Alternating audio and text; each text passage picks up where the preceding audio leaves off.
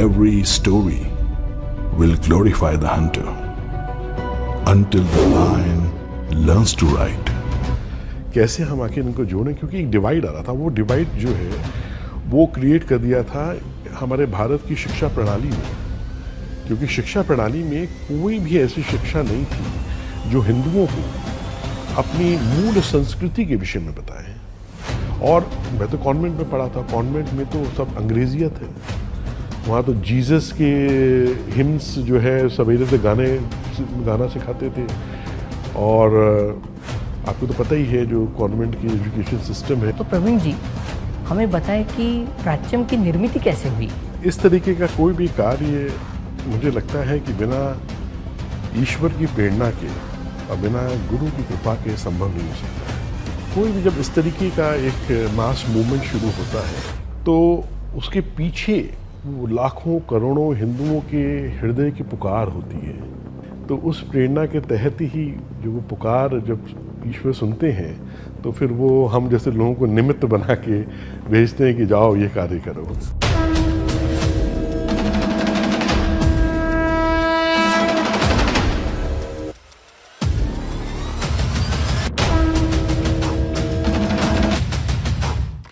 हिंदू पुनरुत्थान हेतु अर्थात हिंदू राष्ट्र की स्थापना हेतु सदैव कटिबद्ध ऐसे सनातन प्रभात की ओर से मैं विक्रम डोंगरे आप सभी का बहुत बहुत स्वागत करता हूं।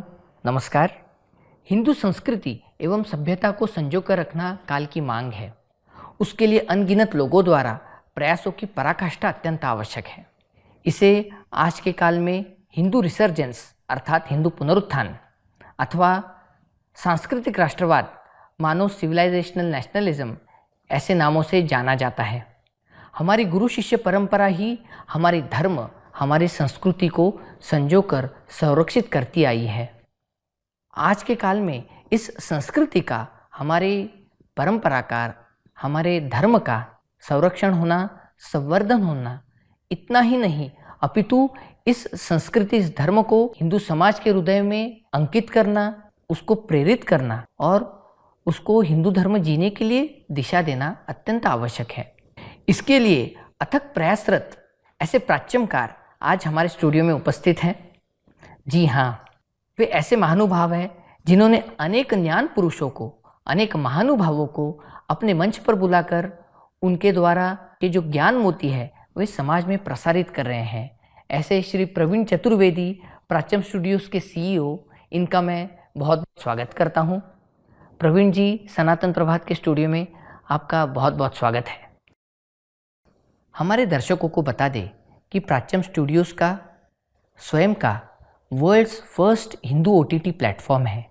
साथ ही आपका YouTube चैनल भी है, जिसके माध्यम से हिंदू धर्म के बारे में जानकारी देने के साथ साथ हिंदू धर्म एवं भारत पर हो रहे आघातों के बारे में, जो हिंदू विरोधी कथानक, जो नैरेटिव सेट किया जाता है, उसके विरोध में दो टूक पद्धति से अनएपोलोजेटिकली वर्ल्ड क्लास वीडियोस के माध्यम से आप प्राच्यम के माध्यम से इसमें पूरे विश्व में ये फैला रहे हैं और हमारी संस्कृति, हमारी सभ्यता के बारे में योग्य जानकारी समाज तक पहुंचाने का बहुत ही महत् कार्य आप कर रहे हैं प्रवीण जी। तो प्रवीण जी हमें बताएं कि प्राच्यम की निर्मित कैसे हुई, साथ ही उसके पीछे आपकी प्रेरणा क्या थी। देखिए, दो चीज़ है।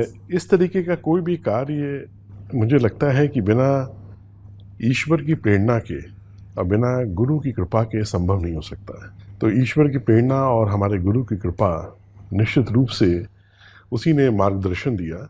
और दूसरी बात ये है कि कोई भी जब इस तरीके का एक मास मूवमेंट शुरू होता है तो उसके पीछे वो लाखों करोड़ों हिंदुओं के हृदय की पुकार होती है। उन लोगों की जिनके हृदय से वो पुकार उठती है, वो तीव्र इच्छा उठती है कि अब हिंदुओं के लिए या हम लोग को अपने लिए कुछ करना चाहिए। तो उस प्रेरणा के तहत ही जो वो पुकार जब ईश्वर सुनते हैं तो फिर वो हम जैसे लोगों को निमित्त बना के भेजते हैं कि जाओ ये कार्य करो। आप अमेरिका में रहे हैं, कनाडा में रहे हैं, तो उधर आपने किस प्रकार से जो कार्य किया है और उसका भी आपको इधर भी किस प्रकार से लाभ हो रहा है, उसके बारे में ज़रा प्रकाश डाल सकते हैं। एक बहुत ही इंटरेस्टिंग हमारी जीवन यात्रा रही है। तो जैसे आपको मालूम है कि मैं कैप्टन था पहले, और उसके साथ जो है कि हमने स्पेशलाइज किया था आइस नेविगेशन में। तो हमको भेजा जाता था बहुत दुर्गम उन यात्राओं पे जहाँ पे बहुत ठंडा प्रदेश होता था, बहुत कम टेम्परेचर्स होते थे, -50 -55। अच्छा, इंडियन नेवी की ओर से? नहीं, ये मर्चेंट नेवी की तरफ से। ओके, हाँ मरी। तो उसमें जो है आइस नेविगेशन करना होता था। तो एज ए आइस नेविगेटर हम जाते थे, जो कि वो शिप्स आइस में फंसे ना, अगर फंस गए तो उनको कैसे निकाल के सुरक्षित रूप से लेके जाना है। तो एज ए डिप्यूटेशन हमें जाना होता था। तो वहाँ पे हमारी मित्रता कनाडा में हुई एक बहुत ही महान फिल्म मेकर से। उनका नाम था मिशेल ऑडी, और उनसे हमें पहले जान पहचान हुई, फिर मित्रता हुई। तो उन्होंने हम इतनी अच्छी मित्रता हुई, वो बहुत ही महान व्यक्ति, अब तो नहीं है वो शरीर में। तो उन्होंने हमको अपने स्टूडियो में इनवाइट किया। उन्होंने कहा कि आप हमारे घर पे रुकिए कुछ दिन। तो मैं कनाडा से वापस आता था इंडिया, और फिर उसके बाद फिर जाता था वापस से। ये कब की बात है? ये है मिड-90s की बात है। वहाँ पे मुझे मालूम चला कि इनका इतना बढ़िया स्टूडियो है और इतने बड़े फिल्म मेकर हैं। तो एक लिखने का शौक़ और फोटोग्राफी का शौक़ हमें बहुत शुरू से था। अच्छा। बहुत अपने जब मैं पढ़ रहा था तभी से। तो फिर मैंने जब वो पहली बार जब देखा फिल्म को पर्दे पे, उसकी पोस्ट प्रोडक्शन एडिटिंग हो रही थी, तो मुझे बड़ी अंदर से इच्छा हुई। तो मैंने उनसे निवेदन किया कि आप मुझे ये विधा सिखाएंगे आपने। तो वो उन्होंने सहर्ष उसको स्वीकार कर लिया। तो वो एक ऑनरेरी प्रोफेसर भी थी यूनिवर्सिटी ऑफ लैवाल में वहाँ पे। तो फिर मैं वहाँ बहुत दिन रुक गया उनके पास, और फिर मैंने उनसे सीखना शुरू किया। तो वो फ्रेंच कैनेडियन फिल्म मेकर थे। तो वो एक फ्रेंच एस्थेटिक्स जो सिनेमा का है, वो उनके अंदर बहुत बहुत ही सुंदर था। और फिर उनके साथ फिर मैं असाइनमेंट्स के बाद रुक के काम करने लगा, तो और बहुत कुछ सीखने को मिला। और फिर उन्होंने हमको कहा कि आपको एक फॉर्मल ट्रेनिंग भी लेनी चाहिए। मैंने कहा ठीक है। तो फिर उन्होंने कहा कि जो एक बहुत बढ़िया सिनेमा स्कूल है, जो अभी भी वर्ल्ड का बेस्ट है, वो है यूनिवर्सिटी ऑफ सदर्न कैलिफोर्निया में, यूएससी में, स्कूल ऑफ सिनेमैटिक स्टडीज़ है। उस समय उसका नाम था स्कूल ऑफ सिनेमा टेलीविज़न है, अब उसका नाम है स्कूल ऑफ सिनेमैटिक स्टडीज़ है। तो वहाँ पे मैंने अप्लाई किया, तो बहुत अच्छा रिकमेंडेशन दिया। फिर उसके बाद जो हमने वहाँ के एग्ज़ाम्स वगैरह लिए, तो हमारा उसमें एडमिशन हो गया।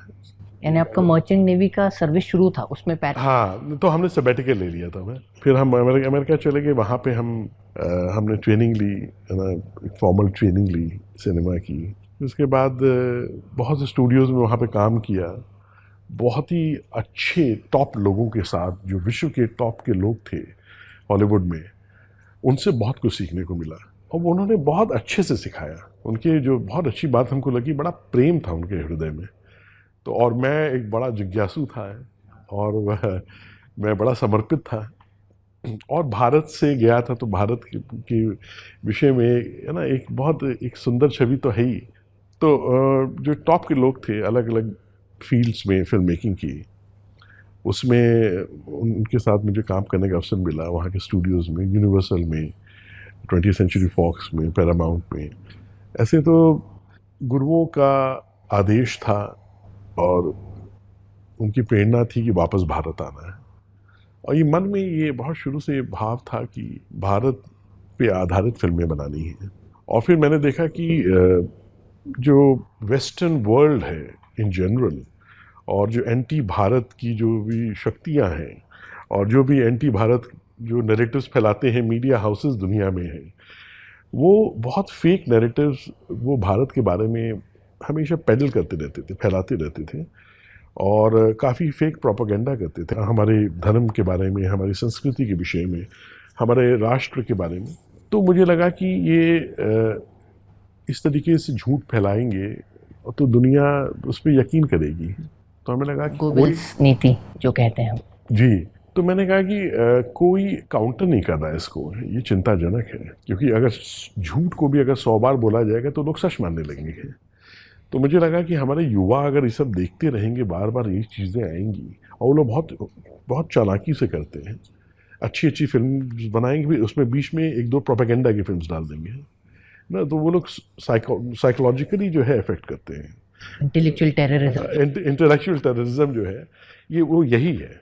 तो मुझे लगा कि हम लोगों को कुछ इस दिशा में करना चाहिए।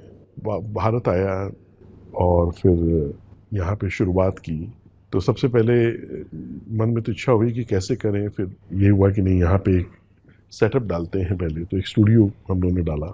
बहुत ही टैलेंटेड और समर्पित दो हमें युवा मिले यहाँ पे, जो लोग फिल्म मेकिंग में बहुत इंटरेस्टेड थे। तो वो लोग जाना चाहते थे सुभाष घई के इंस्टीट्यूट में। तो मैंने कहा कि नहीं, वो फिल्म मेकिंग का क्लास यहाँ पे नहीं सीखने को मिलेगा, तुम हमारे साथ आओ और साथ में ही सब कुछ सीख लोगे काम करते करते। तो हम लोगों ने, उनका नाम है क्षितिज और अभिषेक है, बहुत ही प्यारे, बहुत समर्पित, बहुत ही टैलेंटेड, बहुत ही पैशनेट। वो लोग साथ हो लिए, फिर टीम बढ़ती गई है ना, और लोग आते गए। और फिर हम लोगों ने शुरुआत की, अपने पहले स्टूडियो मूनलाइट पिक्चर्स की, फिर प्राच्यम की। तो प्राच्यम, मूनलाइट तो एक कॉमर्शियल स्टूडियो है, जैसे उसमें कॉर्पोरेट फिल्म्स, एड फिल्म्स है ना, और डॉक्यूमेंट्रीज और जो इंटरनेशनल कोलैबोरेशंस वगैरह होते हैं।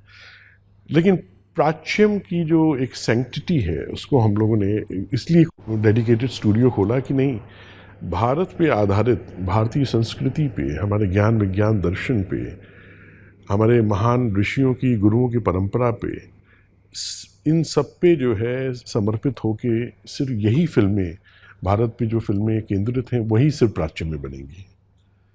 तो हम लोगों ने प्राच्यम की शुरुआत की। और जैसा मैंने कहा कि वो शायद लाखों करोड़ों हिंदुओं के हृदय में ये भाव था, उनकी पुकार थी।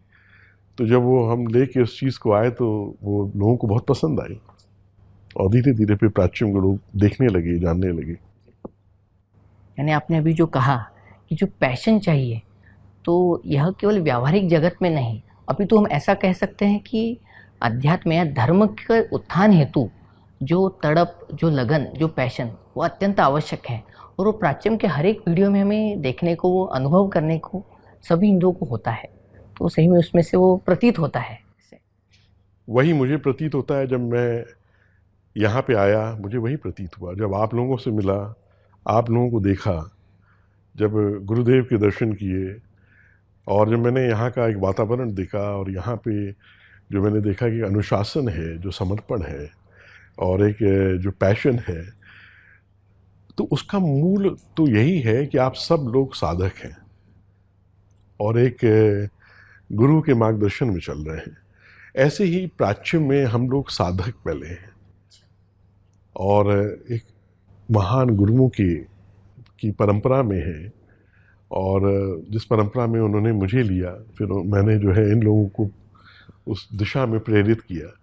आपकी हर काम में, हर बात में, अगर केंद्र में अगर ईश्वर होता है और उसके प्रति समर्पण होता है, और गुरु के प्रति वो अगाध श्रद्धा और वो भाव होता है, और आप जब उस गुरु के दिशानुसार जब आप साधना करते हैं, तो सब काम अपने आप बहुत सुंदर होता है। तो ये मामूली लोग नहीं है जो हमारे साथ लोग हैं, वो स्वयं साधक हैं। तो वो लोग जो करते हैं वो ईश्वर को समर्पित करके करते हैं, और जो उसमें निखार है, और उसमें वो जो असर है, और जो देखने में इतना आकर्षण होता है, वो तो ईश्वर ही दे सकता है। हम लोगों के बस की बात नहीं है। नहीं तो बनाने को तो कितने लोग फिल्म्स बनाते हैं। तो उनकी कृपा से ही वो आकर्षण और वो एक खिंचाव पैदा होता है। हमारे गुरुदेव जी भी हमेशा कहते हैं, यानी वो साधना का महत्व बताते समय समर्थ रामदास स्वामी जी जो थे, छत्रपति शिवाजी महाराज के गुरु, उनका एक वाक्य वो हमेशा कहते हैं कि मराठी में वो है, सामर्थ्य आहे चळवळीचे, जो जे करील तयाचे, परंतु तेथे भगवंताचे अधिष्ठान पाहिजे। यानी जो ईश्वर का अधिष्ठान यदि आपके पास हो, तो you can do anything what you want to.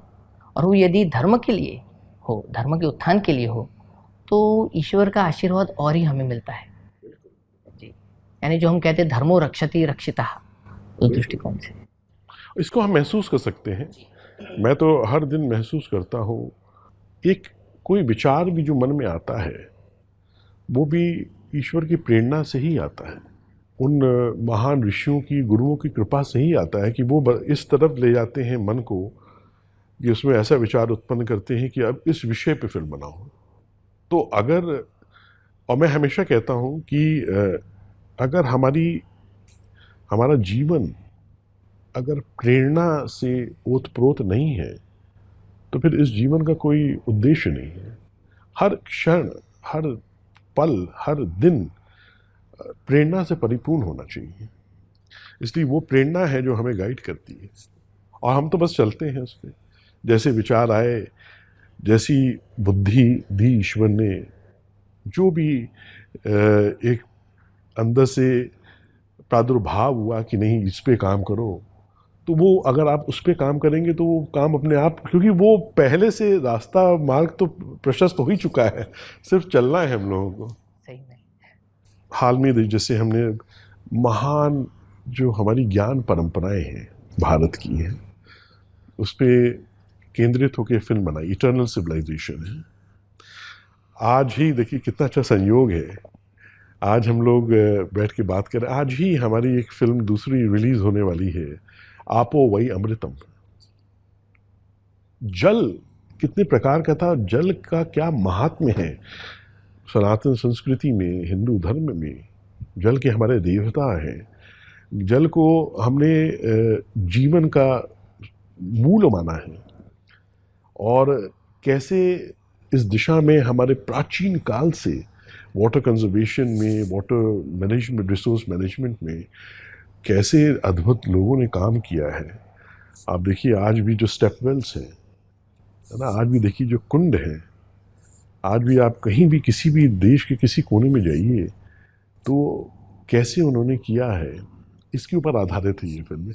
इसलिए जल का बहुत महत्व है, और उसको बहुत आवश्यक है कि हमारी आने वाली पीढ़ियां इसको समझें कि इसी से जीवन है। ये बहुत अमूल्य, ये एक निधि हमारे पास है। तो वो एक दृष्टिकोण उत्पन्न करना, क्योंकि क्या है ना, नहीं तो जो भोगवादी संस्कृति है ना, इसमें लोग हर चीज़ का मूल्य भूल गए हैं। जी, यानी ये जो प्रकृति है वो मेरे लिए है, इस प्रकार से जो पश्चिमी सभ्यता कहती है, लेकिन हिंदू सभ्यता कहते हैं कि ये सब जो है इसके प्रति हमें कृतज्ञ रहना चाहिए। बिल्कुल, देवत्व देखना चाहिए। बिल्कुल। हमारे नदियों की देखिए पूजा होती, नदियाँ माँ स्वरूप है।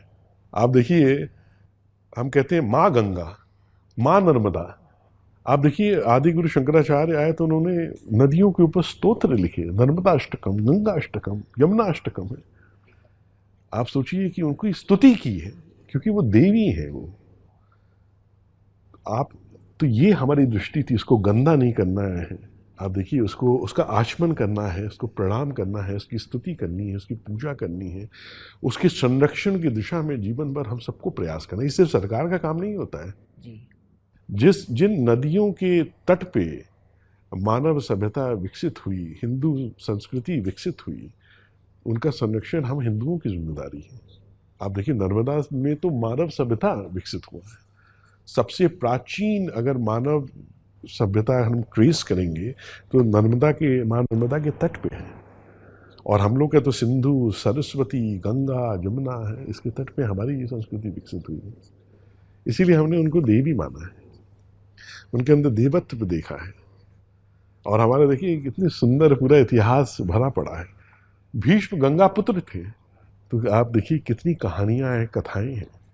तो ये दृष्टि युवाओं के अंदर होनी चाहिए कि it's not a river, it's our mother. जैसे माँ अपने आंचल में बच्चों को पालती है, पोसती है, ऐसे हमारी संस्कृति को, सभ्यता को इन दैवी नदियों ने पाला है, विकसित किया है, बड़ा किया है। तो हमारे ऊपर आप सोचिए कि कितना ऋण है माता का। उससे ऋण हम तब हो सकते हैं जब हम उनका ख्याल रखें, उनके संरक्षण की दिशा में काम करें, कोई ऐसा कार्य ना करें कि उससे वो अपवित्र हो, गंदी हो। ये बहुत आवश्यक है। ये दृष्टि बदलने के लिए ये फिल्म बनाई, आपो वही अमृतम। हम आशा करते हैं कि उसमें से भी, उस फिल्म को देखने से भी यह जो हमारी संस्कृति है, सभ्यता है, उसके प्रति और अभिमान बढ़े, उसके प्रति और कृतज्ञता बढ़े कि हम इस हिंदू धर्म में एक हिंदू के रूप में जन्म ले सके। क्योंकि उसके लिए भी कुछ पूर्व सुकृत आवश्यक रहता है। बिल्कुल। प्रवीण जी, मैं थोड़ा मूल विषय पर वापस आता हूँ। प्राच्यम इस शब्द का अर्थ और प्राच्यम का जो उद्देश्य तो आपने बताया है, परंतु हम जो 10 इंडिक फिल्म्स बनाने वाले हैं उसके बारे में थोड़ी हमें जानकारी दें। हम लोग जब बैठे, हम सब लोग इस पे चिंतन करना शुरू किए कि क्या नाम दिया जाए इस एंटिटी को, इस प्लेटफॉर्म को जो समर्पित है भारत की संस्कृति पे फिल्म बनाने के लिए, तो हम और क्षितिज हमारे जो क्रिएटिव ऑफिसर हैं और अभिषेक जो प्रोडक्शन देखते हैं और हमारे श्रीमती जी रेवती साकलकर हमारी बिटिया, हम सब लोग घर के अपने आपस के लोग बैठे तो इसमें मंथन शुरू हुआ। तो बहुत से नाम आए, तो कुछ उसमें अंग्रेज़ी नाम भी सुझाव में आए हैं, कुछ हिंदी भी आए और कुछ संस्कृत भी आए हैं। तो जो एक नाम सबको सर्वसम्मति से जो सबको बहुत पसंद आया वो था प्राच्य। कि प्राच्य से संबंधित, प्राच्य का मतलब होता है ईस्ट, वो दिशा जहाँ से सूर्योदय होता है, और ईस्ट से सूर्योदय होता है। ऐसे ही भारत से ज्ञान का सूर्योदय हुआ जिसने पूरे विश्व को आलोकित किया है अनादिकाल से। तो जो प्राच्य जो स्थान है जहाँ से ज्ञान का सूर्योदय हुआ है, और जिस ज्ञान की, जिस सभ्यता की, जिस संस्कृति की, जिस विज्ञान की, जिस दर्शन की बात हम करने वाले हैं फिल्म के माध्यम से इस प्लेटफॉर्म पे, तो ये प्राच्य आया। तो फिर प्राच्य से फिर हमारी श्रीमती ने सजेस्ट किया कि प्राच्यम कर देते हैं इसको, तो प्राच्य से वो प्राच्यम हो गया है। तो वो नाम फिर सबको पसंद आया, तो सर्वसम्मति से वो नाम फिर प्राच्यम रखा गया है। तो जब प्राच्यम आया तो उस शब्द से प्राचीन, इस शब्द को भी वो कुछ, हाँ, प्राचीन भी कह सकते हैं, प्राच्य भी कह सकते हैं, सब चीज़ों का समिश्रण है, जैसे प्राच्य विद्याएं होती हैं, है ना। शुरू से ये स्पष्ट था कि करना क्या है प्राच्यम में। तो उसमें जो हमारे फाउंडिंग ऑब्जेक्टिव्स थे ना, वो एकदम स्पष्ट रखते हैं हम लोग, है ना। उसमें हम लोग कोई चीज़ और मिक्स नहीं होने देते हैं, क्लैरिटी के साथ कि ये फाउंडिंग ऑब्जेक्टिव्स हैं, ये फाउंडिंग प्रिंसिपल्स हैं, ये हमारे जीवन का उद्देश्य है, ये प्राच्यम का उद्देश्य है और ये करना है। तो ऑब्वियसली मेन जो फाउंडिंग ऑब्जेक्टिव था वो तो यही था कि कैसे नई युवा पीढ़ी को अपनी संस्कृति से, है ना, हिंदू धर्म से, अपनी ज्ञान की परंपराओं से, ऋषि मुनि गुरुओं की परंपराओं से, प्राचीन परंपराओं से, और कैसे अपने मूल दर्शन से, वांग्मय से, इतिहास से कैसे हम आके इनको जोड़ें। क्योंकि एक डिवाइड आ रहा था, वो डिवाइड जो है वो क्रिएट कर दिया था हमारे भारत की शिक्षा प्रणाली ने। क्योंकि शिक्षा प्रणाली में कोई भी ऐसी शिक्षा नहीं थी जो हिंदुओं को अपनी मूल संस्कृति के विषय में बताए, और एक बहुत बड़ा गैप क्रिएट होता जा रहा था। हम लोग भी उसी से पढ़ के निकले, तो हमारे ऊपर तो गुरु की कृपा थी कि हम भारतीय दर्शन को, वांग्मय को जान पाए। लेकिन हमें लगा कि मैं जिस तरीके से भटका हूँ अपने जीवन में, जब तक मुझे गुरु नहीं मिल गए, तो मेरे अंदर एक बहुत तीव्र इच्छा होती थी कि मुझे जानना है अपनी संस्कृति के विषय में, अपने भारतीय विद्याओं के विषय में, भारतीय ज्ञान विज्ञान दर्शन के विषय में। मुझे दर्शन में, शास्त्रों में, मुझे तंत्र में, योग में, ज्योतिष में बहुत रुचि थी बचपन से। लेकिन एक कोई कहीं से कुछ समझ में नहीं आता था, चारों तरफ अंधकार लगता था कि मैं कैसे आगे बढ़ूँगा। तो बहुत तीव्र एक ईश्वर से प्रार्थना करता रहता था कि मुझे गुरु मिले, और ईश्वर की कृपा से मुझे महान गुरु स्वामी शिवानंद जी जब काशी में मिले, मैं बहुत छोटा ही था, युवा था, अपनी ऑफिसर्स ट्रेनिंग में गया ही था तब। उनको मिला तो जीवन बदल गया है, जीवन की दिशा जीवन बदल के नया जीवन दे दिया। तो ये पुनर्जन्म है मेरा, मेरे गुरु ने जो दिया है। तो उन्होंने जब उनके चरणों में बैठ के हमने भारत को और भारत के शास्त्रों को और भारत की ज्ञान परंपरा को और भारत के दर्शन को जब हमने समझा, तब तो मेरे सामने ऐसा लगा कि एक पूरा नया ब्रह्मांड खुल गया है। तो मुझे लगा कि ये गुरु कृपा से जो मुझे प्राप्त हुआ है, और ईश्वर न करे कि इस देश के किसी भी युवा को फिर इसी तरीके से भटकना पड़े अपनी ही संस्कृति, अपने धर्म के विषय में जानने के लिए। और मैं तो कॉन्वेंट में पढ़ा था, कॉन्वेंट में तो सब अंग्रेजियत है। वहाँ तो जीसस के हिम्स जो है सवेरे से गाना सिखाते थे। आपको तो पता ही है जो कॉन्वेंट की एजुकेशन सिस्टम है, अनफॉर्चुनेटली। भूल जाते हैं। हाँ, तो आपको तो यही नहीं मालूम रहता कि आप हिंदू भी हैं। वो तो हमारे परिवार में संस्कार थे ऐसे कि वो संस्कार ने हमको बचा लिया था। लेकिन उसके अलावा तो आप कुछ और जान ही नहीं सकते अपने धर्म के विषय में, अपनी संस्कृति के विषय में। तो वो तो ऐसा, और शिक्षा प्रणाली और ये जो करिकुलम हमारा, उसमें कहीं भी कोई भी वर्णन नहीं है हमारे वेदों का, हमारे उपनिषदों का, है ना, हमारे इतिहास का, रामायण का, महाभारत का, भगवत गीता का, श्रीमद् भागवतम का, पुराणों का कहीं कोई उल्लेख था ही नहीं। हमारे शास्त्रों का, हमारे भारतीय विद्याओं का। तो मुझे बस ये लगा कि ईश्वर की जो अपार जो कृपा हुई है हमारे ऊपर, जो उनका अनुग्रह प्राप्त हुआ कि हमें गुरु मिले, और जिन गुरु की कृपा से मैं ये समझ पाया, वो गुरु कहते हैं ना कि तमसो माँ ज्योतिर्गमय, वह उस अंधेरे से मेरे गुरु हमको प्रकाश में ले आए। तो मुझे लगा कि जब चीज़ें स्पष्ट दिखाई देने लगी हैं, फिल्म मेकिंग मैंने सीख ली है, और वो गुरु कृपा से वो भी संभव हुआ। तो मुझे लगा कि अब ये प्रकाश जो है, जितने और जीवन में जितने लोगों तक मैं पहुंचा सकूं अपने फिल्मों के माध्यम से, ये फिल्में भी प्रकाश से ही बनती हैं प्रकाश और ध्वनि का खेल है लाइट एंड साउंड है। तो मुझे लगा कि अपने जीवन का अगर यही उद्देश्य रख पाऊं कि जहां तक हो सके प्राच्यम के माध्यम से, अगर मैं ऐसी फिल्में जितने हिंदू पूरे विश्व में हैं, ख़ास तौर से जो युवा हैं, अगर वो जब जानेंगे इस अपनी संस्कृति, अपने धर्म का महात्म्य है, तो ये जो वेस्ट के जो फेक नैरेटिव्स है ना, इनको काउंटर करने की दिशा में बहुत बड़ा काम होगा। तो पहला था कि ये इस पे आधारित, हमें भारत पे आधारित फिल्में बनानी है।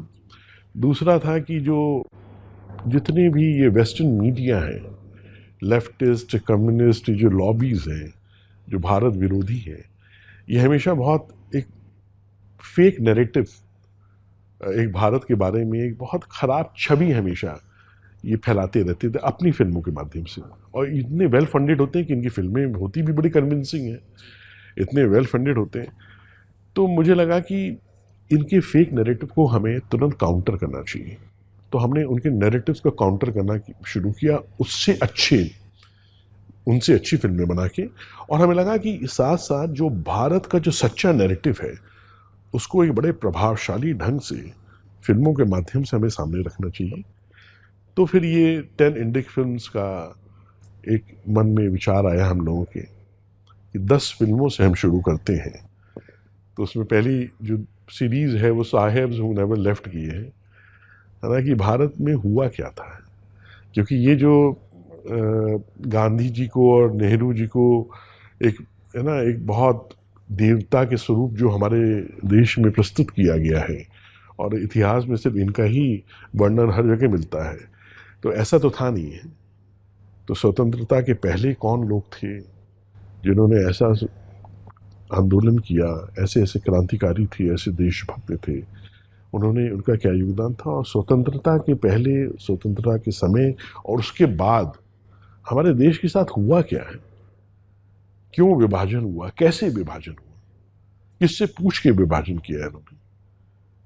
तो हम लोगों ने सोचा कि इस जो सच्चा इतिहास है, उसके बाद कैसे हमारा आइडियोलॉजिकल सबवर्जन हुआ है, कैसे इस देश को एक परिवार ने उस पर पूरा अपना ही हक समझ लिया है, और कैसे वो परिवार बिक गया विदेशी ताकतों के हाथ है। पहले अंग्रेज़ों के हाथ बिका रहा, फिर रशियंस के हाथ बिक गया है।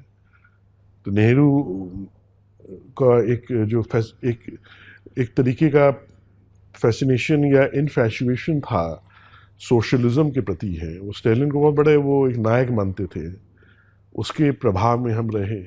और उसके बाद वही उनकी बिटिया को केजीबी ने ट्रेन करके प्रधानमंत्री बना दिया है। तो वो एक पहले तो गूंगी गुड़िया कहते ही थे, वो रही, फिर वो एक पपेट बन के रही, फिर उसने कैसे सबवर्जन होने दिया। फिर उनका नाम भी कुछ उनके ऑपरेशन इसमें रखा था। हाँ, तो अब जब उन्होंने कम्युनिस्ट के हाथ में ये पूरा शिक्षा हमारे देश की दे दी, तो निश्चित रूप से बहुत बड़ी क्षति हुई हमारी, बहुत बड़ा, इतना भारी नुकसान हुआ कि पीढ़ियों ने उसको भुगता है। उसकी जो कहते हैं ना कि अपूर्णीय क्षति हुई। हम अपनी संस्कृति से विमुख हो गए। हम हिंदू हिंदू हिंदू कहलाने में हिचकने लगे, कहने में अपने आप को। आप देखिए कुछ वर्षों तक, पहले तक लोग हिंदू कहने में हिचकिचाते थे। यथा राजा तथा प्रजा। हाँ, बिल्कुल बिल्कुल। तो राजा की जिस प्रकार से नियत हो गई, जिस प्रकार से उसके विचार है, तो उससे ही आपने जो शुरुआत में भी कहा, जो साधना होनी आवश्यक है। यदि वो आदर्श नेतृत्व हमें मिले तभी हमारा देश आगे बढ़ सकता है, हमारी जनता आगे बढ़ सकती है। बिल्कुल। और देखिए, हमेशा शुरू से आप देखिए तो राजा स्वयं भी साधक होता था और किसी ऋषि या किसी आचार्य के मार्गदर्शन में वो नेतृत्व करता था। आप देखिए राजा दशरथ, जो उनके जो आचार्य ऋषि थे वो महर्षि वशिष्ठ थे। तो राम, लक्ष्मण, भरत, शत्रुघ्न कोई भी जो उनको भी गुरुकुल, वशिष्ठ के गुरुकुल में भेजा गया है, जहाँ पे उनके एक परंपरा में उनकी पूरी शिक्षा दीक्षा हुई है और उनकी गुरु माँ अरुंधति थी। तो आप शुरू से देखिए, अगर प्रारंभ से देखेंगे तो राजा स्वयं साधक होते थे और साधकों के, ऋषियों के, आचार्यों के, गुरु के मार्गदर्शन में, उन्हीं के अनुपालन में ही वो राज करते थे। ये भी बहुत होना आवश्यक है। राजा का साधक होना बहुत आवश्यक है। और ये परिवार कोई साधक तो था नहीं। देखिए, इसीलिए इनकी इतनी दुर्गति हुई है, क्योंकि ये तो बहुत भोगवादी थे शुरू से। और दूसरा ये है कि सरकार कोई भी हो, देखिए कितना बड़ा पाप इंदिरा गांधी ने किया था कि उसने साधुओं पे गोली चलवाई थी। जो उन्होंने अपनी बात रखने के लिए, उन्होंने गो हत्या के लिए वो आहत थे, है ना, इसलिए वो अपनी बात रखने के लिए उन्होंने प्रदर्शन किया था। आपने उन साधु, संत, महात्माओं पे गोली चलवाई थी। कितना बड़ा पाप है, अक्षम्य है। आप सोचिए। तो ईश्वर तो सब देखता है। ऐसे ही इसलिए स्वयं अगर साधक होगा, और चाहे जो सरकार हो, हम ये नहीं कह रहे हैं, हमें लगता है उसके मंत्री परिषद में ऐसे विद्वान, ऐसे आचार्य, ऐसे गुरु, ऐसे साधक, ऐसे ऋषि तुल्य लोग होने बहुत आवश्यक है। नहीं तो वो पदभ्रष्ट हो जाएगा एकदम। क्योंकि वो जो एक पावर होती है ना, वो आपको आज नहीं तो कल वो अपने पद से डिगा सकती है। इसलिए ऐसा इस वर्तमान सरकार को भी एक ऐसा अपना रखना चाहिए, एक आचार्य, गुरुओं का, साधकों का, महात्माओं का एक मंत्री परिषद, जिसमें अगर कोई ऐसी बात लगे तो आप उनकी राय लें। तो वो जो बात कहेंगे वो ईश्वर द्वारा प्रेरित होगी, वो राष्ट्र के हित में होगी, वो हमारे हिंदुओं के हित में होगी। इसलिए ये भी बहुत आवश्यक है करना है। क्योंकि गत हजारों वर्ष में हम देखेंगे तो अपना धर्म, अपना जो भारत देश टिका है, तो उसी पर टिका है। उसी पे धर्म ही भूल जाएंगे तो अपनी अवनति तो निश्चित है, और वो हुई है गत 75 वर्षों में। बहुत हुई है, बहुत हुई है। आप जैसे हमारी जो टेनेडिक फिल्म्स की जो एक और फिल्म है जो हमने गुरु शिष्य परंपरा पे बनाई है, अब उसमें यही चीज़ है। हमें लगता है कि जो सबसे समृद्ध और सबसे महान परंपरा हमारे देश की थी वो गुरु शिष्य परंपरा थी। अंग्रेज़ों ने जानबूझ के इसको विनष्ट कर दिया।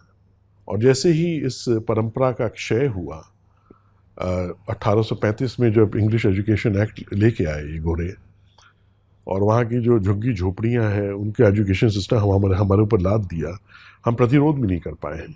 आज तक हम उसको फॉलो कर रहे हैं। तो स्वतंत्र तो हम हुए ही नहीं असल में। ये तो बस कहने के लिए, सुनने के लिए एक अच्छा सा शब्द है। अभी स्वतंत्र तो हम हुए नहीं। इंटेलेक्चुअल स्वतंत्र के लिए तो आपको अपनी कम से कम शिक्षा प्रणाली तो अपनी होनी चाहिए ना, तभी तो आप बोलेंगे ना कि ये असली स्वराज्य हुआ है। तो वो तो एक अरेंजमेंट के तहत उनको भागना था, उन्होंने ट्रांसफर ऑफ पावर करके भाग गए। तो उस फिल्म में हमने यही चीज़ बताई है, जो गुरु शिष्य परंपरा हमारी क्या थी, कैसे अंग्रेज़ों ने उसको ख़त्म कर दिया, और जो अभी थोड़ी बहुत बची है उसी की वजह से हमारी संस्कृति और ज्ञान की परंपराएं जीवित है। इसलिए इस सरकार को सबसे पहले जीर्णोद्धार करना चाहिए गुरु शिष्य परंपरा का, बहुत आवश्यक है। आप लोग तो खैर जी रहे हैं, देखिए आप कितना बड़ा एक आपके जीवन ही बदल गया होगा एक गुरु के मार्गदर्शन में आने के बाद है। आप सब चिंता, सब परेशानियां सब भूल जाएं, वो सब गुरु अपने ऊपर ले लेते हैं। वो बोलते हैं बस आगे बढ़ो, हम हैं तुम्हारे साथ हैं। प्राच्यम का आधार भी आपने अभी जैसे बताया गुरु शिष्य परंपरा ही। वो तो बिना उसके संभव ही नहीं है। नहीं तो हम भी तो फिल्में बना रहे होते हैं ना, चाहे पाश्चात्य में या यहाँ के बॉलीवुड में, हम भी तो वही कर रहे होते हैं ना। नेम फेम मनी जिसके पीछे दुनिया भाग रही है, हम भी उसी के पीछे भाग रहे होते हैं। लेकिन गुरु ही वो दृष्टि देता है, मौलिक दृष्टिकोण देता है। उसी गुरु की कृपा से ही आपने आपका कुशियस करियर वो छोड़कर आप भारत लौट आए और आपने इतना अच्छा प्राच्यम का निर्मिति की है। पल प्रतिपल जो है गुरु की प्रेरणा रहती है। मुझे तो हर पल वही विचार देते हैं, वही दिशा देते हैं, वही प्रेरणा देते हैं, वही हिम्मत देते हैं, शक्ति देते हैं, उत्साह देते हैं, है ना। तो वो जो आपने कहा ना कि वो क्यों वो फिल्मों में बात आती है, क्योंकि वो हम लोग तो बस, हमने कहा ना, निमित्त है। जो कठपुतली का नाच होता है ना, उसमें स्ट्रिंग्स कहीं और से होती हैं, कंट्रोलर कोई और होता है। हम लोग वो कठपुतलियाँ हैं बस, जो उसके इशारों पे चल रहे हैं। आपने भी जो कहा तो उससे एक श्लोक स्मरण हुआ, गुरु कृपा ही केवलम शिष्य परम मंगलम। शिष्य का जो परम मंगल है, या फिर राष्ट्र का जो समष्टि में उसको हम रूपांतरित करें तो समष्टि का परम मंगल गुरु की कृपा में ही है। आपने चेंज मेकर्स नाम की एक सीरीज भी शुरू की है, तो उसके पीछे भी उसकी थोड़ी जानकारी भी दे सकते हैं। बहुत सही आपने पूछा। ये भी प्रेरणा हुई अंदर से हम लोगों को कि ये अगर संस्कृति अभी भी अगर परंपराएं और ज्ञान विज्ञान की धाराएं अगर बची हैं, तो निश्चित रूप से बहुत से ऐसे लोगों का उसमें योगदान है ना, जिन्होंने बहुत कुछ अपने जीवन में समर्पित करके ऐसा कार्य किया है, निस्वार्थ भाव से अपने आप को उसमें खपा दिया है। तो मुझे लगा कि बहुत से ऐसे लोग हैं जिनके विषय में, कुछ लोगों के विषय में लोग जानते हैं, लेकिन बहुत से ऐसे लोग हैं जिनके बारे में लोग नहीं जानते, जिनका पूरा जीवन समर्पित रहा राष्ट्र हित में, हिंदुओं के हित में कार्य करने के लिए। तो मुझे लगा कि अगर ऐसे लोग, अगर इनको बुलाएं और इनसे हम अगर संवाद करें, इनके जीवन के विषय में जाने, इनका कर्म क्षेत्र जो है उसके विषय में जाने, इनका जो मौलिक दृष्टिकोण उत्पन्न है इन्होंने किया है उसके बारे में जाने, तो हमारे जो जितने भी ऑडियंस हैं प्राच्यम के, वो कितने लाभान्वित होंगे। उनको एक मौलिक दृष्टिकोण मिलेगा, उनको एक नई दृष्टि मिलेगी, उनको एक नई प्रेरणा मिलेगी, और वो लोग, ऐसे लोग उनके शायद रोल मॉडल बन जाएंगे। तो हम लोगों ने सोचा कि इसका नाम क्या रखें, तो वही फिर चेंज मेकर्स नाम आया। तो सर्वसम्मति से वो चेंज मेकर्स नाम हम लोगों ने रखा। द चेंज मेकर्स हैं, ये वो कौन लोग हैं जो पर्दे के पीछे बड़ा बड़ा काम करते हैं, जिनकी वजह से इतने बड़े बड़े चेंजेस आते हैं, लेकिन उनके विषय में लोग नहीं जानते। तो हमें लगा कि प्राच्यम पूरे विश्व में देखा जाता है, इतने प्रेम से लोग देखते हैं, तो हम अगर ऐसे लोगों को लेके अपने प्लेटफॉर्म पे आएंगे तो उनको लोग देखेंगे, उनको सुनेंगे, और अंत में एक ही बात है कि प्रेरित होंगे। हमें तो सबको प्रेरित करना है, जैसे आप लोग कर रहे हैं हिंदू राष्ट्र के लिए, वो बहुत आवश्यक है। सबको प्रेरित होके हम सबका जो लक्ष्य है वो एक ही है, उसी पे आगे बढ़ना है हम लोगों को। अभी कैसे कि हम एक एंटी हिंदू जो नैरेटिव है उसके विरोध में आप कार्य कर रहे हैं, या फिर जो हम कहते हैं कि टूल किट हो, डीप स्टेट, ये बहुत बड़े बड़े शब्द हैं, तो इनके विरोध में हम कार्य कर रहे हैं। ये सब आप जो फिल्म्स बना रहे हैं, तो आपको कुछ विरोध का कभी सामना करना पड़ा या ऐसे कुछ अनुभव हो तो वो बता सकते हैं? देखिए, ये जो है, ये एक धर्म युद्ध है, ये एक देवासुर संग्राम है। अगर आप अच्छा करेंगे तो जितने असुर हैं वो खूब परेशान करने की कोशिश करेंगे। ऋषियों के यज्ञ में भी राक्षस आते थे, विघ्न डालते थे। इसीलिए तो महर्षि विश्वामित्र राम और लक्ष्मण को अपने साथ लेके गए थे। ये एक राक्षसीन है ताड़का जो बहुत विघ्न करती है मेरे यज्ञ में, तो उन्होंने दिव्यास्त्रों की ट्रेनिंग दी और कहा कि इसका जो है वध करो तुम्हें। तो ये देवासुर संग्राम में जितने असुर हैं, राक्षस हैं, दानव हैं, ये तो अपना तांडव करेंगे ही। लेकिन हम लोग ऋषियों की परंपरा के हैं, हम लोग इन सबसे न डरते हैं न प्रभावित होते हैं, क्योंकि हमें मालूम है कि जिसकी प्रेरणा से आगे बढ़ रहे हैं वो है हमारी रक्षा करने के लिए भी। तो ये विघ्न डालते हैं, बहुत उत्पात मचाते हैं, बहुत विरोध करते हैं और बहुत डराने की कोशिश करते हैं, क्योंकि हम तो उनकी सत्ता को हिला रहे हैं ना। तो जब अपनी सत्ता वो डोलते हुए देखेंगे तो निश्चित रूप से वो उसका विरोध तो करेंगे ही, डराएंगे भी, धमकाएंगे भी, प्रतिरोध करेंगे, जितने भी तरीके के प्रतिरोध हो सकते हैं वो करेंगे। तो वो तो उनकी ये तो हमेशा चलता रहता है, वो तो हमेशा चलता है। साहिब्स बने तो बहुत से लोग जिनको उस फिल्म में हम लोगों ने जिनकी मुखौटे उतार दिए थे, जिनका असली चेहरा दिखाया था, तो बहुत उनको कष्ट हुआ। तो ये तो हो गई है। लेकिन आप ऐसे सोचिए, मैं हमेशा ये अपनी टीम से भी कहता हूँ कि आप ऐसे सोचिए कि अगर इस विरोध का और इनके इस तांडव का, अगर इससे हमारे क्रांतिकारी डर गए होते तो क्या हमारा देश स्वतंत्र हो पाता है? आप सोचिए कि कितना कठोर वो समय रहा होगा जब अंग्रेज़ों के काले कानून थे और छोटी छोटी बात पे अंग्रेज़ जेल में डालते थे और फांसी पे लटका देते थे। महान क्रांतिकारी, उन्होंने कोई उनके अंदर प्राण भय नहीं था। हंसते हंसते वो सूली पे टंग गए, चढ़ गए, अपने प्राणों को बलिदान दे दिए। वो बलिदान मामूली नहीं था। अगर आप सुखदेव को, राजगुरु को, भगत सिंह को देखिए, या चंद्रशेखर आज़ाद को देखिए, या राम प्रसाद बिस्मिल को देखिए, या अशफाक उल्लाह खान को देखिए, आप इन लोगों को देखिए, तो इन लोगों का बलिदान देखिए, या वीर सावरकर को देखिए। आप सोचिए क्या इन लोगों का क्या योगदान है, क्या इन लोगों का बलिदान है हमारे देश के लिए। हम तो ये सोचते हैं कि क्या वो कभी डरे? जब कोई इंफॉर्मेशन, कम्युनिकेशंस कुछ नहीं था, तब वो लोग काम करते थे। बड़े बड़े काकोरी कांड देखिए, असेंबली कांड देखिए। आप देखिए, वीर सावरकर है, इंग्लैंड से उन्होंने बंदूकें भेजी, इंग्लैंड से बंदूकें भेजी है, समुद्र में कूद गए मेडिटेरेनियन में और तैर के गए मार्स से, तो अनफॉर्चुनेटली वहाँ गिरफ्तार हो गए, फिर काला पानी की सजा।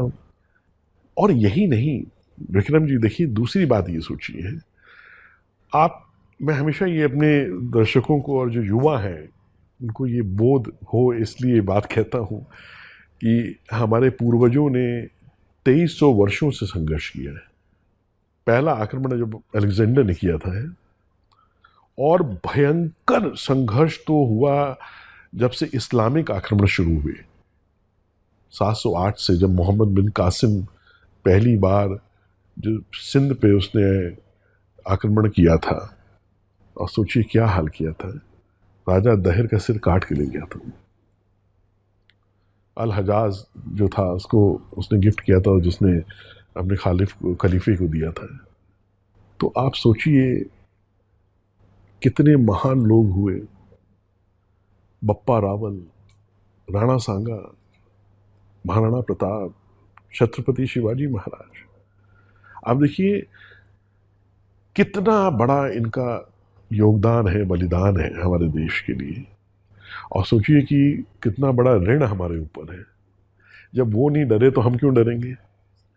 अब प्राण तो जाना ही है ना, वो तो एक न एक दिन तो जाना ही है।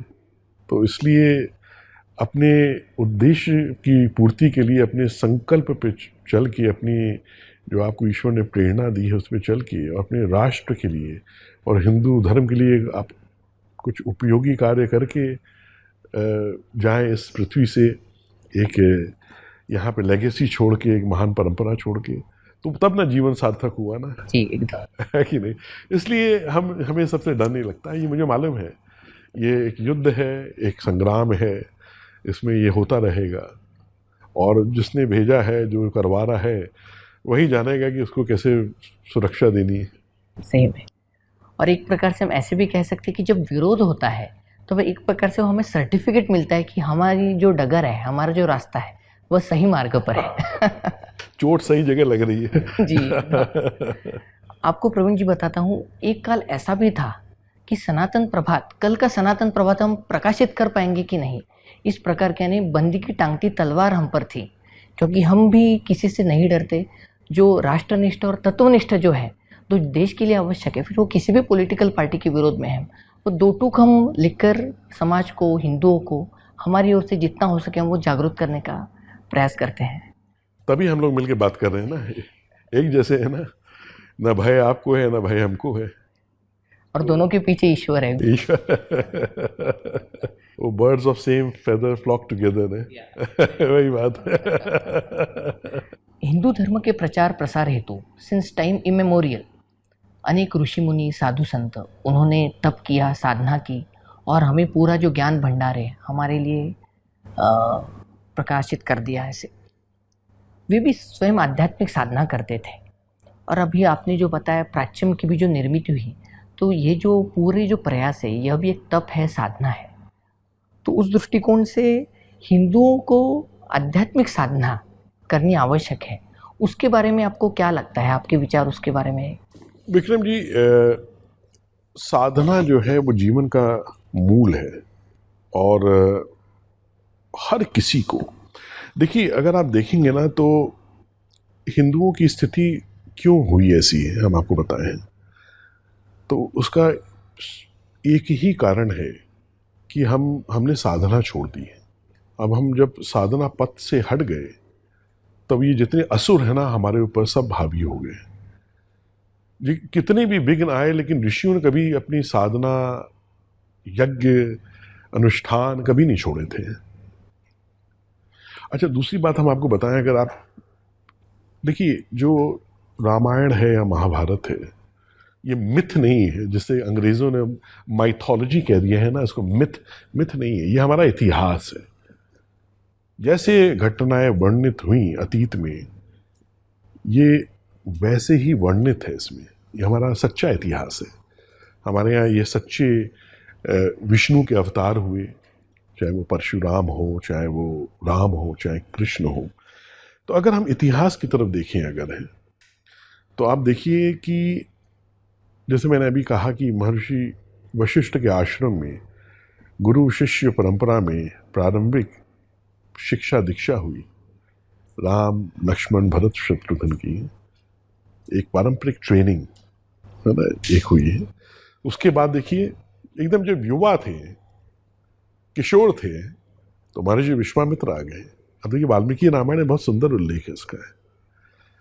और जब महर्षि विश्वामित्र आए, उन्होंने महाराज दशरथ से कहा कि मुझे आपके दोनों पुत्र चाहिए, तो महर्षि वाल्मीकि लिखते हैं कि वो मूर्छित अवस्था में आ गए हैं। महाराज दशरथ ने कहा, रे, क्योंकि राम तो उनको प्राणों से प्रिय थे, और राम को उनका मन में विचार था कि अभी तो इनको सिंहासन में बैठाना है। तो वशिष्ठ ने समझाया है कि नहीं, महर्षि विश्वामित्र जो कह रहे हैं उनकी बात मानिए, भेज दीजिए। तो उसमें उल्लेख है वाल्मीकि रामायण में कि जब महर्षि विश्वामित्र राम और लक्ष्मण को लेकर चले, तो सरयू के तट पे गए पहले, और वहाँ पे उन्होंने उनको मंत्रों की और दिव्यास्त्रों की दीक्षा दी, और फिर उसके बाद लेके उनको आगे बढ़े और अपने आश्रम में लेके गए। तो पहले दीक्षा देके साधना कराई उनसे, और फिर उनको लेके गए। अब आप दूसरा देखिए, तो बिना साधना के तो जब अवतारों को भी अपने जीवन में गुरु शिष्य परंपरा की पारंपरिक शिक्षा दीक्षा प्रणाली से हो के ही उनको आगे बढ़ना पड़ा, जब ऋषियों के आचार्यत्व में ही उनको साधना करनी पड़ी, जब उन्होंने अपने जीवन में साधना की, राम का मैंने बताया, कृष्ण का देखिए महर्षि संदीपनी के आश्रम में उन्होंने साधना की, उन्होंने वही गुरु शिष्य परंपरा में अपनी शिक्षा दीक्षा ली है, तब वो इतनी चीजें सीख पाए, जबकि अवतार थे, पूर्ण अवतार थे, लेकिन मर्यादा को रखा है। इनका जीवन जो है वो हमको यही सिखाता है कि जब वो करें तो हमारा करना तो हमारा कर्तव्य है। अब आप देखिए, ऐसे जो महारथी, ऐसे शूरवीर योद्धा जिनका वर्णन हमें महाभारत में देखने को मिलता है, चाहे वो अर्जुन हो, है ना, आप देखिए, चाहे वो द्रोणाचार्य हो, चाहे वो भीष्म हो, चाहे वो कर्ण हो, कोई भी हो, वो लोग कोई तीरंदाज नहीं थे, ये सब बहुत महान साधक थे। आप सोचिए, बिना साधना के दिव्यास्त्र कैसे प्राप्त हुए होते उनको बताइए आप, कैसे ब्रह्मास्त्र, कैसे पाशुपतास्त्र जो भगवान शिव ने स्वयं दिया था अर्जुन को, इसलिए क्योंकि ये सब साधक थे। और बिना साधना के आप इतने बड़े बड़े युद्ध कर ही नहीं सकते। अगर आप धर्म के क्षेत्र में खास तौर से, हम तो कहते हैं हर युवा को ही हैज टू बी ए धार्मिक योद्धा, हर युवा को धार्मिक योद्धा बनना चाहिए, हर युवा को साधना करनी चाहिए। और साधनाएं तमाम है, पूरा तंत्र का शास्त्र है। आप किसी गुरु के पास जाइए, अपने आप को समर्पित करिए और उससे एक साधना का मंत्र लीजिए, एक दीक्षा में, और उस मंत्र का जाप करिए। और इतने मंत्र गुरु एक देगा, फिर उसमें देखेगा आप आगे बढ़ गए तो दूसरा देगा, और इतने हैं। इन्हीं साधनाओं में तंत्र की साधना है, लौकिक साधना है, परलौकिक साधनाएं हैं, दिव्यास्त्रों की साधना है, 10 महाविद्याओं की साधना है, शिव की साधना है, भैरव की साधना है, गणेश की साधना है, कितनी अद्भुत साधनाएं हैं। तो अगर साधना पथ पे आगे नहीं बढ़ेंगे हम, तब तो बहुत आगे कठिनाई आने वाली है। तब इस देवासुर संग्राम में आप देखिए, जब भी राक्षस हमारे जैसे देवी के सप्तशती में देखिए या देवी पुराण में देखिए, आप देखिए कि जब ये शुंभ निशुंभ चंड मुंड रक्त बीज ऐसे आदि तमाम जब राक्षस बढ़ते थे, तो ऋषि क्या करते थे, देवी का आह्वान करते थे, दुर्गा हो या काली हो, है ना, या छिन्नमस्तिका हो। तो जब वो आह्वान करते थे देवी, तो देवी आके उन राक्षसों का वध करती थी। तो ये हमारे ऋषि हैं ना, हमारे भारत के ही है ना, ये उन्हीं की परंपराएं हैं ना। आप सबको साधना करनी चाहिए, नाम जप करना चाहिए, ईश्वर का नाम हृदय में मन में निरंतर चलते रहना चाहिए, और जो गुरु जो मार्ग प्रशस्त करे उस मार्ग पे आगे बढ़ना चाहिए। तो बिना साधना के तो बहुत मुश्किल। और जैसे ही हमने साधना छोड़ी, आप देखिए महाभारत के में जो ज्ञान की पराकाष्ठा थी, जो साधना की पराकाष्ठा थी, जो उन लोगों की उपलब्धियां थी, वो आप देखिए सब खत्म हो गई, आज सुनने को नहीं मिलती है। तो कुछ विलुप्त नहीं होता, कहीं ना कहीं छुपा है। अगर हम ढूंढें और उस पर काम करना शुरू करें तो हम पूरे सब ज्ञान को प्रकाश में ला सकते हैं। और इस साधना से केवल अभी जिस प्रकार से हम धर्म की जागृति हेतु जो प्रयास कर रहे हैं, कि उसमें यश नहीं तो हमारे व्यावहारिक जीवन में भी उसका अवश्य उसका उपयोग होता है, और उससे एक संतुलित जीवन या फिर स्थिर जीवन जो हम कहते हैं, कुछ भी जीवन में हो जाए फिर भी हम स्थिर रह सकते हैं, तो केवल साधना के कारण। तो उस दृष्टिकोण से भी, एक व्यापक जीवन के दृष्टिकोण से भी अत्यंत आवश्यक है। बहुत ही सही कहा आपने। एक आत्मबल मिलेगा, है ना, एक आत्मशक्ति का विकास होगा, एक दैव बल प्राप्त होगा। आप एक साधारण मनुष्य नहीं रह जाएंगे, फिर एक दैव बल आएगा, उनका अनुग्रह होगा, देवी देवताओं का एक अनुग्रह प्राप्त होगा। और वही आप बड़ी बड़ी चुनौतियां अपने जीवन में लेंगे, बड़े संकल्पों पे काम करेंगे, उस पर आगे बढ़ेंगे, उस पर विजय प्राप्त करेंगे। ये साधना से ही संभव है।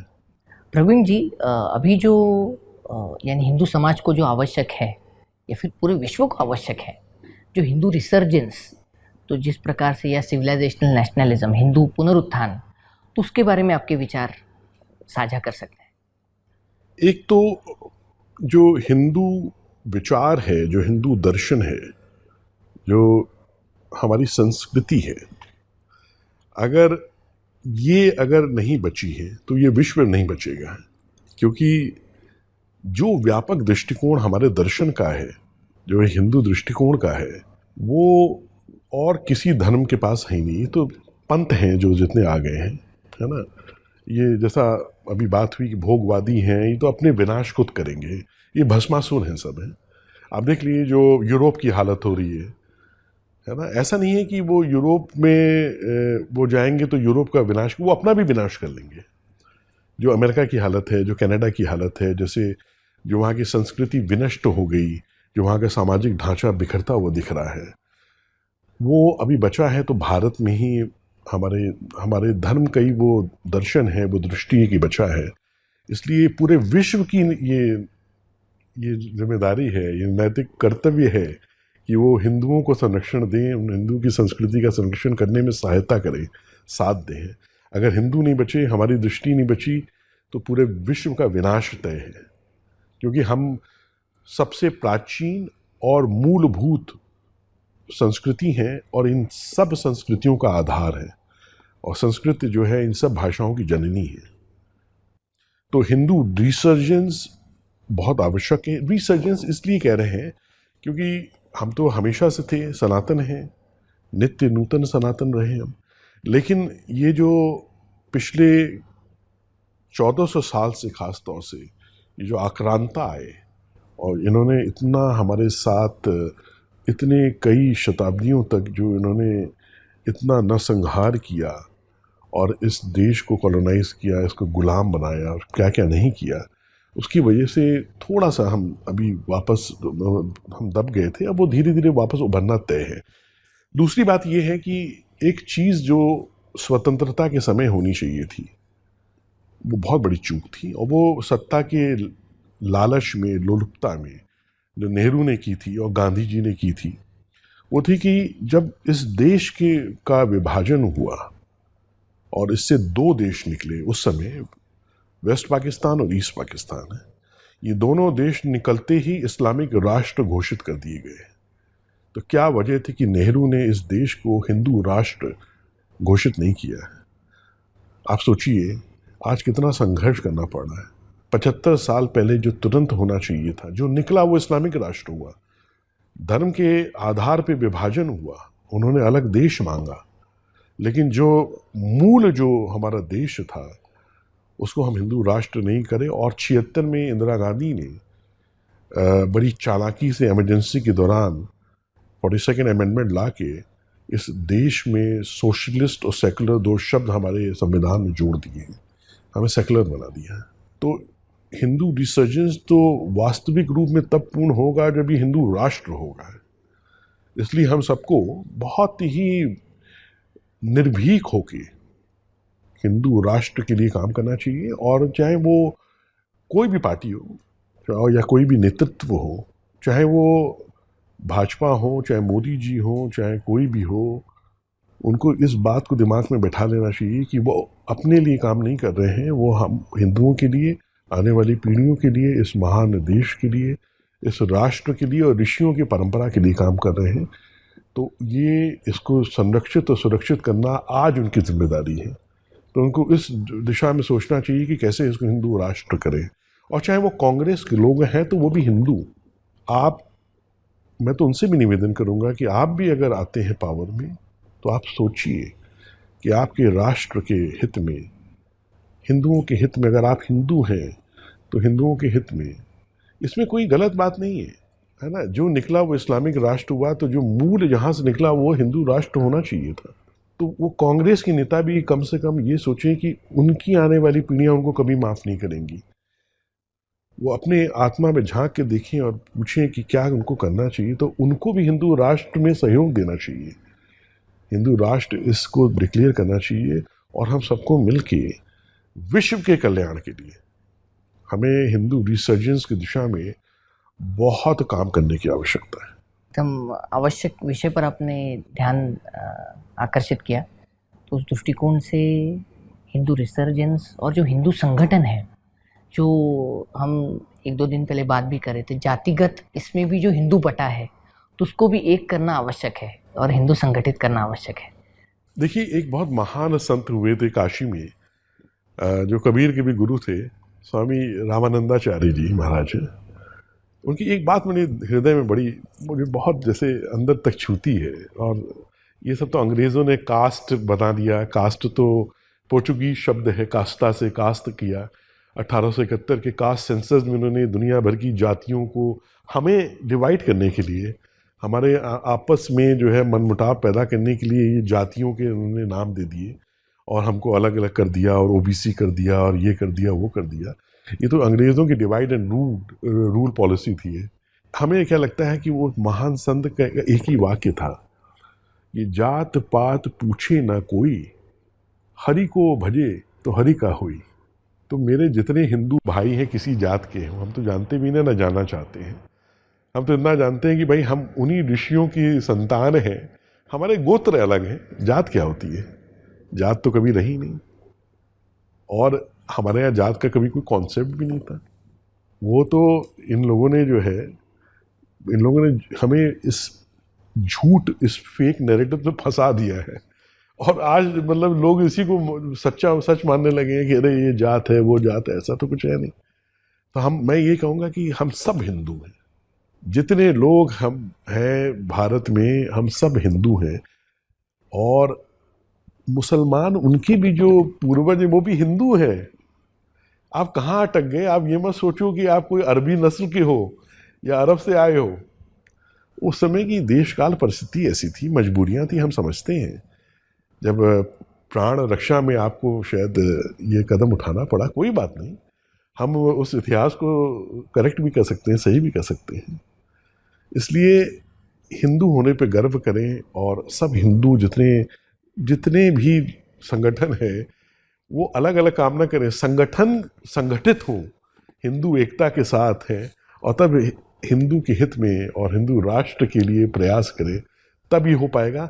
कल मैंने इसीलिए अपनी टॉक में अंत में कहा था कि मैं तो आह्वान करूंगा साधु संत महात्माओं धर्माचार्यों का, धर्म गुरुओं का, कि अब ये बोल वचन और प्रवचन और ये कथा पंडाल करने का ये सब अवसर नहीं, ये सब से निकल आए बाहर है कि हम पैसा इकट्ठा कर लें और करोड़ों रुपए की कथाएं कर लें। इससे हिंदू संस्कृति और हिंदू धर्म संरक्षित नहीं होगा। इसको बुरा ना माने हमारी बात का, मैं एक यथार्थ बता रहा हूँ। एक बहुत बड़ा संकट अगर आगे आएगा तो आपकी कथा प्रवचन काम नहीं देगा। आपको सबको साथ मिल के हिंदुओं को संगठित करने की दिशा में काम करना है। जितने धर्म गुरु हैं उनको मैंने कहा कि आदि गुरु शंकराचार्य की जो परंपरा थी वो परिव्राजन की थी, उन्होंने पूरे जीवन परिव्राजन किया। और अगर आप कहते हैं कि मैं सन्यासी हूँ और इस ऑर्डर का सन्यासी हूँ, मैं तीर्थ हूँ या मैं गिरी हूँ या मैं सरस्वती हूँ, तो ये उन्हीं की परंपरा स्थापित की, उसी में आप हैं। तो सिर्फ नाम लगा के और अपने आश्रमों में बैठने से नहीं होगा। अपना दंड लीजिए और परिभ्रमण करिए, पूरे भारत का परिव्राजन करिए। और गांव गांव, जैसे आदि गुरु शंकराचार्य ने हिंदू संस्कृति के पुनरुत्थान के लिए कार्य किया था, वैसे आप जाके गांव गांव जाके लोगों को जोड़िए, संगठित करिए, तभी संभव होगा। और धर्म गुरु हमारे चाहें तो हिंदुओं में जो ये गोरों ने आज भी जो फॉल्ट लाइन्स क्रिएट की हैं, जात पात की, ऊंच नीच की, ये साधु ही एक जाके इसको मिटा सकता है। उस समय भी ये था जब आदि गुरु शंकराचार्य निकले थे। आज भी ये, तो ये उनके संवाहक बन के निकले, गांव गांव जाए, हिंदुओं को संगठित करें। बोले ये सब कुछ नहीं, दलित के जाके भी भोजन करें, बोले आप भी हिंदू हम भी हिंदू, तब ये संभव हो पाएगा। यानी एक प्रकार से हिंदू संगठन, it is an integral part of this Hindu resurgence. ये एक प्रकार से कह सकते हैं पहला पड़ाव वही है कि हिंदुओं को संगठित करना आवश्यक है। और इस समय इसलिए और आवश्यक है कि क्योंकि ये हमारे अस्तित्व के संरक्षण का सवाल है। अब जो हुआ सो हुआ है। हमारे यहाँ जितने इतने संप्रदाय बन गए, हो गए ठीक है। पुराने प्राचीन धर्मगुरु हुए, इतने मठ हुए, आदि गुरु शंकराचार्य ने मठों की स्थापना की, उसमें शंकराचार्य हैं, और भी अनेक धर्मगुरु हैं। इतने न्यू एज गुरु आ गए, जितने भी आए हैं, ये सब समझें कि पहली बात है अपने को हिंदू कहें गर्व से। ये सब हम नहीं मानते कि योगा इज़ नॉट हिंदू, तो योगा कोई अमेरिकन नहीं है या क्रिश्चियन नहीं है। ये सब जो है बकवास ना करें। योगा भी हिंदू है, और हमारी जो जितनी परंपराएं हैं जिसको विश्व अनुकरण कर रहा है वो सब हिंदू परंपराएं हैं। उसको गर्व से करें, लोगों को दिग्भ्रमित न करें, युवाओं को, ये तंत्र is not Hindu, so yoga is not Hindu. Hindu कहें अपने आप को और हिंदुओं को संगठित करें। गोरों को जुटाने की आवश्यकता नहीं है। क्या करेंगे इतना पैसा आप हैं? जिस परंपरा में आप हैं, जिस धर्म में आपका जन्म हुआ, जब वही नहीं रहेगा तो उससे क्या फ़ायदा होगा? और करना है तो गोरों को हिंदू में कन्वर्ट कर लें, उनको कन्वर्ट करके हिंदू बना लें। बहुत से लाखों करोड़ों विदेशी हैं, गोरे हैं, जिनको ये लोग कन्वर्ट नहीं करते हैं। योगा उनको सिखाना नहीं है, सिर्फ वो आना चाहते हैं। उनके मन में एक तड़प है, वो चाहते हैं कि हमको कोई ले ले। उनको इन लोगों को हिंदू बनाना चाहिए। एक संकल्प दें, हाथ में गंगा जल दें, तुलसी दल दें, उनसे एक मंत्र का उच्चारण कराएं और उनको बोलें कि अब आज से हिंदू रीति रिवाज से, हिंदू संस्कृति से अपना जीवन का निर्वहन करो आगे। जन्म हिंदू न हो तो क्या हुआ, कर्म हिंदू बनना चाहिए। अगर ये सोचिए कि अगर ईश्वर ने उनके अंदर ये प्रेरणा दी है कि वो जाने भारत की संस्कृति के विषय में, हिंदू धर्म के विषय में, तो निश्चित रूप से उनके पूरे जन्म के संस्कार है ना, तो उनको आप ले लो, उनको पूरा स्वीकार कर लो, उनको हिंदू बना दो। हमारे जो धर्मगुरु हैं ना, विदेश जाते हैं तो वो बहुत सेकुलर टाइप का बिहेव करते हैं। ये सब ना करें। आपके जितने विदेशी आ रहे हैं, उनको हिंदू बनाइए। अरे वो स्वयं आ रहे हैं ना, आप तो नहीं जाके गांव मिशनरी की जगह जाके एक बोरा राइस दे के कन्वर्ट कर रहे हैं। वो तो उनकी तीव्र इच्छा है, उनके पूर्व जन्म के संस्कार हैं जो अंदर से उनको प्रेरित कर रहे हैं कि वो आपके पास उनको लेके आए। वो उसमें आपको नहीं देख रहे हैं, उसमें आपके अंदर वो भारत के ऋषियों को देख रहे हैं, भारत के महान गुरुओं को देख रहे हैं, संत महात्माओं को आपके अंदर वो देख रहे हैं, भारत की संस्कृति को देख रहे हैं, जो कभी ना कभी जिसको उन्होंने किसी जन्म में जिया है। तो इसलिए हमें लगता है कि उन सबको कन्वर्ट करें। कन्वर्ट क्या करें, उनको हिंदू धर्म में स्वागत कर लें उनका, और उनको बोले कि आज से तुम हिंदू हो और तुम हिंदू हित के लिए काम करोगे। और गोरे जितने अच्छे से हिंदू हित के लिए काम करेंगे, वो हमारे लिए और एक स्ट्रेंथ होगी, क्योंकि उनका काम करने का बहुत अच्छा ढंग है, बहुत वो प्रैग्मेटिक और प्रैक्टिकल होके और ना आधुनिक विचार से और प्लानिंग से बड़े अच्छे से टेक्नोलॉजी से काम करते हैं। उनको अपना धर्म योद्धा बनाए जो है।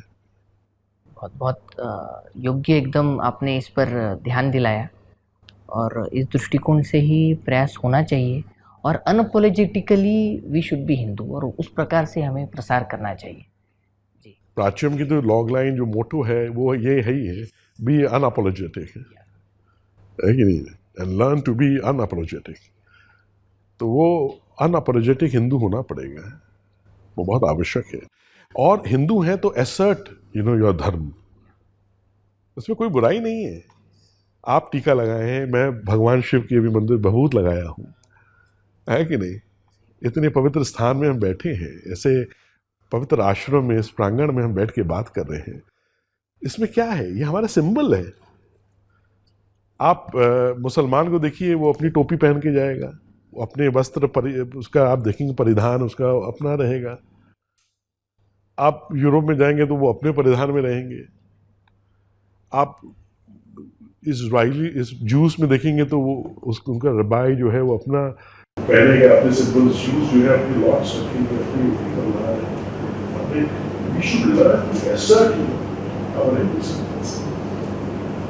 मैं तो एक महान गुरु का एक महान शिष्य रहा, तो गुरु हमको हमेशा लगाने के लिए तो माँ का सिंदूर देते थे, भगवती का, तो मैं वो हमेशा लगाता था। तो अब ये 30 साल 35 साल पहले की बात है। तो उस समय क्या था कि विश्व में बहुत से लोग समझते नहीं थे कि ये क्या है। तो कई लोग पूछते थे कि ये क्या है। अच्छा, मैं अमेरिका में पढ़ता था तो भी लगाता था। अब हमें कभी हीन भावना थोड़ी ना आई, हमें कभी शर्म नहीं महसूस हुई। मैंने कहा गुरु ने दिया है, भगवती का ये सिंदूर है, ये तो हमारे ललाट पे अवश्य होना चाहिए। तो हमें हिंदुओं को ना ये एसर्ट करना सीखना चाहिए, हमें गर्व होना चाहिए कि हम हिंदू। हमारे युवाओं को साधना करनी चाहिए, हमारे युवाओं को अपने पारंपरिक जो परिधान है वो पहनने चाहिए, हमारे युवाओं को ये तिलक लगाना चाहिए, कंठी पहननी चाहिए, माला पहननी चाहिए। हमें ये बहुत आवश्यक है। हम ये सब चीज़ें भूल गए हैं सब में। अगर हम, और उनकी गलती नहीं है, एकदम उनकी गलती नहीं है, ये गलती तो शिक्षा प्रणाली की है जो हमारे पर जिसको लादा गया और जिसको तमाम पार्टियों ने इसको हमारे ऊपर थोप दिया स्वतंत्र होने के बाद भी। तो उसमें इन सब की मूल्य बताए नहीं गए हमको, इसलिए उनको पता नहीं है। आप देखिए आज अगर वो पहन के सब लोग हिंदू जो सिंबल्स हैं, तिलक है ना, त्रिपुंड है कि नहीं, कंठ में माला हो, हाथ में कलावा हो, और वो फिर अगर बहुत गर्व से आगे बढ़े तो उनको, उनके जीवन, उनको खुद बहुत अच्छी अनुभूति होगी इसकी। अब ये इसलिए लगाते हैं कि ये आपकी जो आज्ञा चक्र है, जो जिसको सिक्स्थ सेंस बोलते हैं, थर्ड आई बोलते हैं, जिसको एक बोलते हैं the flash of super consciousness, एक इंट्यूशन, ये उसको जो है स्पंदित करती है, आपको बुरी दृष्टि से जो बचाती है, नेगेटिव एनर्जी से आपकी रक्षा करती है, इसलिए ये लगाया जाता है। यही धर्म का अलौकिकत्व है। बिल्कुल जी प्रवीण जी, आप हमारे स्टूडियो में आए और आपने बहुत ही महत्वपूर्ण विषयों पर, जो आज हिंदू धर्म को, हिंदुओं की रक्षा के लिए जो आवश्यक है, उसके बारे में आपने हम सभी को जानकारी दी। तो सनातन प्रभात की ओर से मैं आपका बहुत बहुत धन्यवाद करता हूँ। प्रवीण जी, आपको और आपकी पूरी टीम को सनातन प्रभात की ओर से बहुत बहुत शुभकामनाएं। आपका जो धर्म कार्य है वह ऐसा ही निरंतर रूप से आगे बढ़े, ऐसी हम ईश्वर के चरणों में प्रार्थना करते हैं। बहुत बहुत धन्यवाद।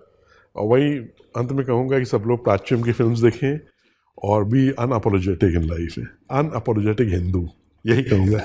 आभार, नमस्ते।